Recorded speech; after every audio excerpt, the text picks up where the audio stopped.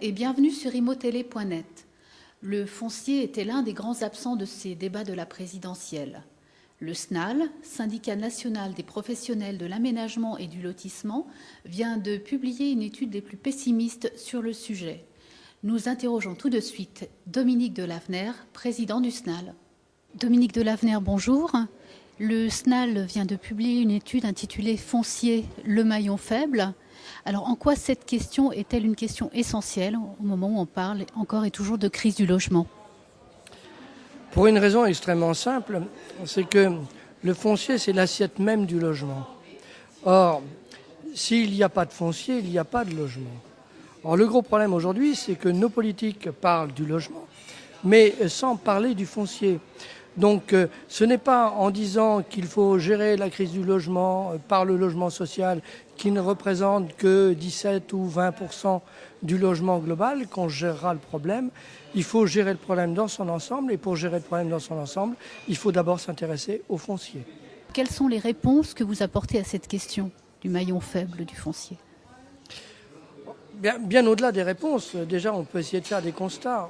On constate une chose, c'est que aujourd'hui, le gouvernement, les élus partent sur une évolution du nombre de logements au-delà de 400 000 pour atteindre 500 000 logements. On sait qu'il faut 500 000 logements pendant 10 ans. Or nous, ce que nous disons aujourd'hui, et c'était l'objet de la réunion et du travail qui a été fait par Guillaume Merner, ce qu'on prouve, c'est qu'aujourd'hui, on va plutôt sur une tendance à la baisse du foncier, laquelle tendance à la baisse du foncier va amener une tendance à la baisse de production de logements, dans la mesure où il y a une adéquation entre la production de foncier ou la mise à disposition de foncier par rapport à la réalisation de logements, ce qui est logique d'ailleurs. Quelles sont les principales grandes tendances qui se dessinent au niveau national? Les grandes tendances au niveau national aujourd'hui, c'est que sur les logements, les 400 et quelques mille logements qui ont été réalisés, ils ont été réalisés principalement par le collectif au détriment de l'individuel. C'est-à-dire quand on regarde la consommation du foncier sur l'individuel, elle est en augmentation, alors que le nombre d'individuels reste à peu près constant, ce qui veut dire que les surfaces ont augmenté, donc que l'individuel est parti vers le diffus, alors que la consommation de foncier pour le collectif est relativement linéaire, alors que l'augmentation, le nombre de logements de collectifs a augmenté, ce qui veut dire qu'il y a une surdensification des fonciers pour le collectif. Et dans les 420 000 logements que l'on a fait, ce sont des maisons individuelles qui sont parties dans le diffus, et c'est un accroissement du collectif par rapport à la maison individuelle.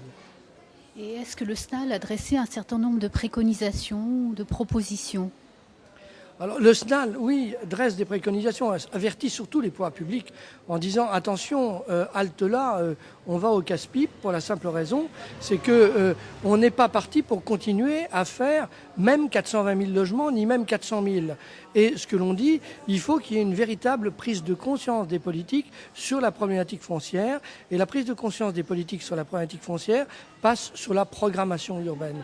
Tant que les élus ne prendront pas en compte une véritable programmation urbaine, en faisant des plans locaux d'urbanisme cohérents, qui ne soient pas des additions de petites volontés à l'intérieur des PLU, tant qu'ils feront des SCOT qui sont cohérents et qui ne sont pas des additions de volonté des PLU, c'est-à-dire quand on marchera droit et non pas à l'envers, en faisant en sorte que ces documents d'urbanisme partent du plus large pour aller vers le plus petit et non pas du plus petit pour s'amalgamer, pour créer le plus large, tant qu'on ne fera pas ça dans le bon sens, on arrivera finalement à la situation où on est, à savoir pas de programmation urbaine, pas de vision finalement dans le temps des besoins en logement, collectivité, agglo par agglo et secteur par secteur.